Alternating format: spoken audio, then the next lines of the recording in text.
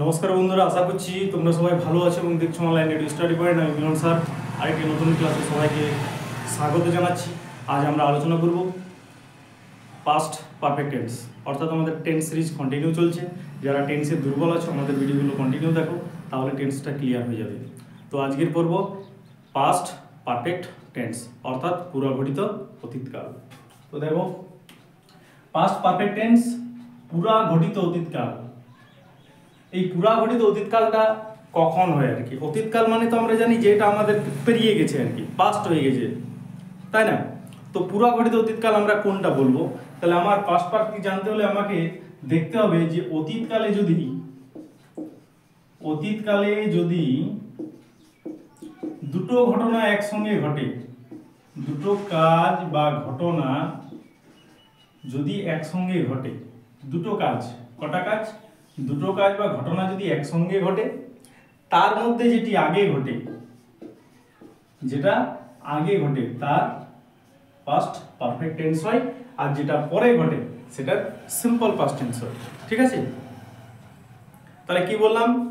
যে অতীতকালে যদি দুটো ঘটনা একসঙ্গে ঘটে, তার মধ্যে যেটা আগে ঘটে তার পাস্ট পারফেক্ট হয়, এবং যেটা পরে ঘটে সেটা সিম্পল পাস্ট হয়। তো দেখো, উদাহরণ দেখলে বুঝতে পারবে।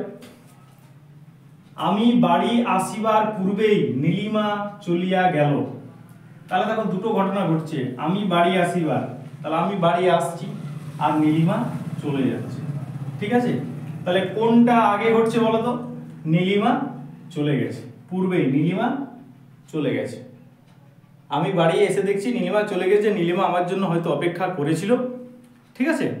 তার কোনো হয়তো কাজ ছিল, সে দেখা করতে এসেছিল, এবং অনেকক্ষণ দেখা করার পর আমার হয়তো দেরি হয়েছে, আমি এসে শুনছি যে সে চলে গেছে। তাহলে দুটো ঘটনা ঘটেছে অতীতকালে। ঠিক আছে? আমি এসেছিলাম, এসে জেনেছিলাম যে সে চলে গেছে আর কি। তাহলে এই যে আগে চলে গেছে, এটা হবে পাস্ট পারফেক্ট, এটা হবে সিম্পল পাস্ট। এরপর পাস্ট পারফেক্টের গঠনটা বলি। পাস্ট পারফেক্টের গঠন কি আছে? পাস্ট পারফেক্টের গঠন আছে, প্রথমে subject plus had plus ভি3 plus object. Subject plus had plus ভি3 plus object. ভি3 মানে ভার্বের 3 নম্বর রূপ, পাস্ট পার্টিসিপল রূপ বসবে, তারপরে অবজেক্ট বসবে। আর নেগেটিভ যদি আমাদের করতে হয়, তো এখানে আমরা হেডের পরে নট বসাবো। ঠিক আছে? হেডের পরে নট দিয়ে দিলে নেগেটিভ হয়ে যাবে। আর যদি আমাকে সেটাকে ইন্টারোগেটিভ করতে হয়, তাহলে হেডটাকে আগে লিখবো, সাবজেক্টটা পরে লিখবো, তাহলে আমার ইন্টারোগেটিভ হয়ে যাবে, শেষে কোশ্চেন মার্ক দিয়ে দেবো। তো চলো এরপরে বসাই। তাহলে কোনটা আগে ঘটছে? আমি আগে বাড়ি এসেছিলাম না নীলিমা আগে চলে গেছিল? নীলিমা আগে চলে গেছিল। তাহলে এখানে আমি কি লিখবো? নীলিমা। নীলিমা সাবজেক্ট আমার হয়ে গেল। এরপরে কি লাগবে? হ্যাড। চলিয়া গিয়েছিল, যাওয়ার ইংরেজি কি? গো। তাহলে এটা কি হয়ে যাবে? গন।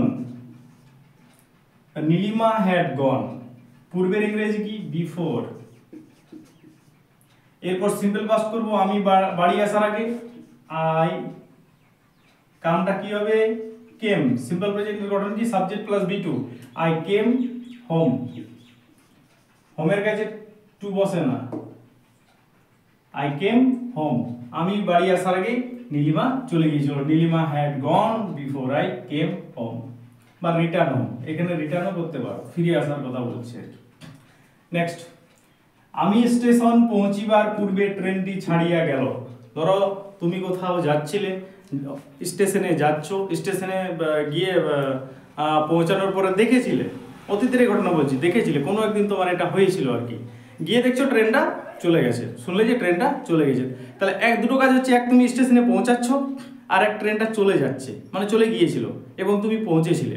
তাহলে আগে কোনটা হয়েছে? আগে ট্রেনটা চলে গেছে আর কি। তাহলে যেটা আগে ঘটেছে, এই যে ট্রেনটা চলে গেছে, সেটার আমরা কি করব? পাস্ট পারফেক্ট, কিন্তু লিখবো প্রথমে আর কি। তাহলে কি লিখবো? দ্য ট্রেন, এরপর এটা ট্রেনটা আমার সাবজেক্ট, তারপরে হ্যাড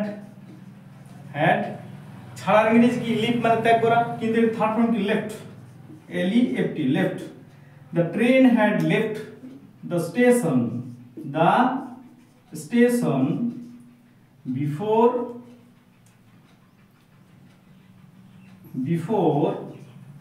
বা এটাও লিখতে পারো the train had left before I came the station, এটাও করতে পারো, বা রিচ পৌঁছানোর আগে, রিচ বিফোর আই রিচড, আর ইয়েস রিচড। স্টেশন যদি পরে দাও তো পরে দেওয়া যাবে, ঠিক আছে। নেক্সট, ডাক্তার আসিবার পূর্বেই রোগীটি মারা গেল, তাহলে দেখো এক ডাক্তার এসেছিল আর রোগীটি মারা গিয়েছিল, রোগীটি আগেই মারা গিয়েছিল, তাহলে এটা আমি প্রথমে লিখব। দ্য পেশেন্ট, দেখো পেশেন্ট স্পেলিংটা দেখো PATIENT, এই জন্য বলে ইংলিশ ইজ ফানি ল্যাঙ্গুয়েজ, এর উচ্চারণগুলো খুব মজার মজার আছে, কোনো কোনো জায়গায় টার্ন করে আর কি। তাহলে the patient had died before the doctor came, ঠিক আছে। তাহলে আরেকবার বলে দিচ্ছি, পাস্ট পারফেক্ট টেন্স কখন হয় না, অতীতকালে যদি দুটো ঘটনা একসঙ্গে ঘটা বোঝায়, যেটা আগে ঘটেছিল সেটা পাস্ট পারফেক্ট হয়, এবং যেটা পরে ঘটে সেটার হয় সিম্পল পাস্ট টেন্স আর কি। এর গঠন কি আছে, প্রথমে সাবজেক্ট, তারপরে হ্যাড, তারপরে V3 প্লাস অবজেক্ট, ঠিক আছে। উদাহরণগুলো দেওয়া আছে, বারবার দেখে নিয়ে প্র্যাকটিস করবে। যদি চ্যানেলটা আমার প্রথমবার দেখছো ইউটিউব থেকে দেখলে প্লিজ চ্যানেলটা আমার সাবস্ক্রাইব করে দিও, ফেসবুক ইনস্টাগ্রাম থেকে দেখলে আমাকে ফলো করে রাখো, ভিডিওটা ভালো লাগলে লাইক করো এবং বন্ধুদের মধ্যে শেয়ার করে দাও। এরকম যারা দুর্বল আছে, শেষ পর্যন্ত ক্লাসটা দেখার জন্য অসংখ্য ধন্যবাদ। আবার একটা নতুন ক্লাসে দেখা হবে, ততক্ষণ সবাই ভালো থাকো, সুস্থ থাকো।